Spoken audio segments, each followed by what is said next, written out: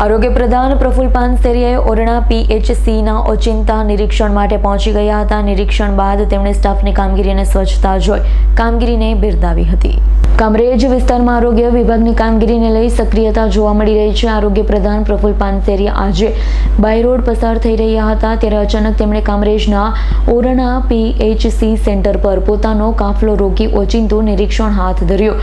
તેમણે સ્ટાફ સાથે સંવાદ કરી કામગીરીની સમીક્ષા પણ કરી હતી. પીએચસી સેન્ટરમાં પ્રવેશી આરોગ્ય પ્રધાનને માત્ર દવાનો સ્ટોક તપાસ્યો હતો તેમજ ત્યાં હાજર સ્ટાફ સાથે સીધો સંવાદ કરી તેમની કામગીરી અને દર્દીઓની સારવાર અંગે વિગતો મેળવી હતી. ઉપરાંત આરોગ્ય પ્રધાન સેન્ટરને સ્વચ્છતાનું ઝીણવટભર્યું નિરીક્ષણ પણ કર્યું. મુલાકાત દરમિયાન આરોગ્ય પ્રધાન પ્રફુલ પાનસેરિયાએ જણાવ્યું હતું, ઓરણા પીએચસી સેન્ટર સંપૂર્ણપણે સ્વચ્છ અને વ્યવસ્થિત જોવા મળ્યું છે. ટીબીના દર્દી સહિત તમામ પ્રકારની દવાનો પૂરતો સ્ટોક ઉપલબ્ધ છે.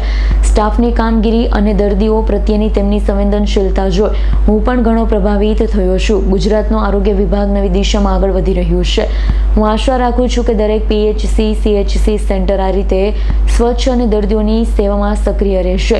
આ સાથે જ પ્રધાનશ્રીએ ઉત્કૃષ્ટ કામગીરી બદલ તમામ સ્ટાફનું સન્માન પણ કર્યું હતું. આજે ઓરણા પીએચસી સેન્ટરમાં હું જ્યારે નીકળ્યું ત્યારે અચાનક મને એવું થયું કે અહીંયા રાઉન્ડ લઉં.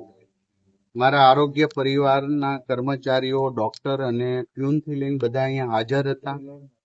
આખું પીએચસી સેન્ટર ક્લીન હતું, સ્વચ્છ હતું, તમામ પ્રકારની દવાઓ ઉપલબ્ધ હતી. ટીબીના દર્દીઓને અન્ય બધી જ બાબતોમાં ખૂબ ચોકસાઈપૂર્વક કામ કરતા હતા. ત્યારે હું એમને અભિનંદન પાઠવું છું. મેં એમનું સન્માન કર્યું છે. આ સન્માન ગુજરાતના દરેક આરોગ્ય પરિવારના દરેક કર્મચારીનું સન્માન છે. ગુજરાતની પીએચસી સીએચસી સેન્ટરની હોસ્પિટલ નમો સ્વચ્છતા અભિયાન પછી ક્લીન થઈ ગઈ છે.